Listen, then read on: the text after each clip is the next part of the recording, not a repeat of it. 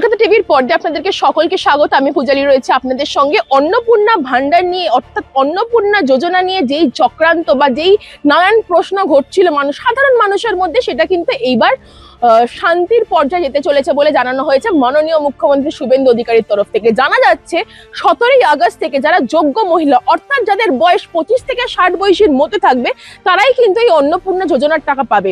এছাড়া যারা এই 25 থেকে 60 বছর মহিলাদের মধ্যেও যাদের এই ক্রাইটেরিয়া গুলো ফুলফিল আছে, মানে যেই সব ক্রাইটেরিয়া গুলো অন্নপূর্ণা যোজনার পোর্টালে দেখা দিয়েছিল, তারা যদি সেই সব ক্রাইটেরিয়া গুলোর সাকসেস হয় তাহলেই কিন্তু তারা সেই মহিলারা কিন্তু তাদের ব্যাংক অ্যাকাউন্টে 17ই আগস্ট থেকে পেতে চলেছে অন্নপূর্ণা যোজনার টাকা।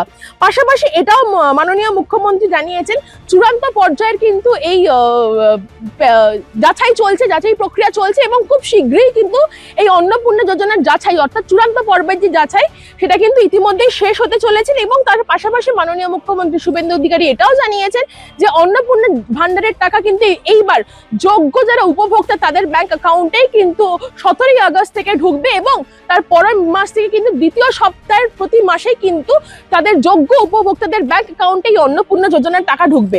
এবং তার পাশাপাশি মাননীয় মুখ্যমন্ত্রী এটাও জানিয়েছেন 17ই আগস্টের মধ্যে 10ই জুলাই পর্যন্ত যারা সমস্ত আবেদনপত্রের ভেরিফিকেশন সম্পূর্ণ করা সম্ভব হবে, 11ই জুলাই থেকে 31শে জুলাই পর্যন্ত জমা পড়া আবেদনগুলো যাচাই করে সম্পূর্ণ প্রক্রিয়া শেষ করার পরেই কিন্তু কিছুটা সময় লাগবে এবং তারপরেই কিন্তু এই অন্নপূর্ণা যোজনা যারা আবেদন পরে করেছেন তাদের ব্যাংক অ্যাকাউন্টেও কিন্তু এই অন্নপূর্ণা যোজনার টাকা পৌঁছে যাবেন।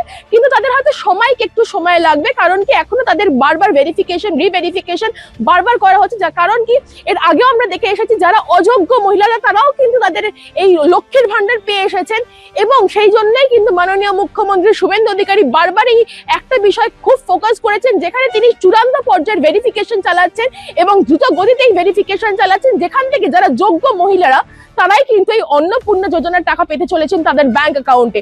এবং মাননীয় মুখ্যমন্ত্রী এটাও জানিয়েছেন যে 17ই আগস্ট থেকে সেই সব উপভোক্তাদের ব্যাংক অ্যাকাউন্টে এই 3000 টাকা বা অন্নপূর্ণা যোজনার এই 3000 টাকা জমা পড়বে যারা এই ক্রাইটেরিয়া এবং যারা এই আবেদনগুলো আগে করে এসেছেন এবং যাদের ফর্ম অর্থাৎ যাদের এই অন্নপূর্ণা যোজনার যেই পোর্টালের যেই ফর্ম তাদের সাকসেসফুল হয়েছে তারাই কিন্তু 17ই আগস্ট তাদের ব্যাংক অ্যাকাউন্টে এই অন্নপূর্ণা যোজনার টাকা পেয়ে যাবেন। অর্থাৎ এই 3000 টাকা সেই সব ব্যাংক অ্যাকাউন্টে ঢুকে যাবেন। এবং আপনাদের যদি মনে কোনো সন্দেহ আসে বা কোনো সঞ্চয় হয় তাহলেও কিন্তু আপনারা নতুন অন্নপূর্ণা যোজনার পোর্টালে গিয়ে কিন্তু আপনাদের ফর্ম ভেরিফিকেশন বা রিজেক্টেড বা ভেরিফাইড প্রসিডিওরে আছেন কিনা সেটাও কিন্তু সম্পূর্ণ আপনারা জানতে পারবেন।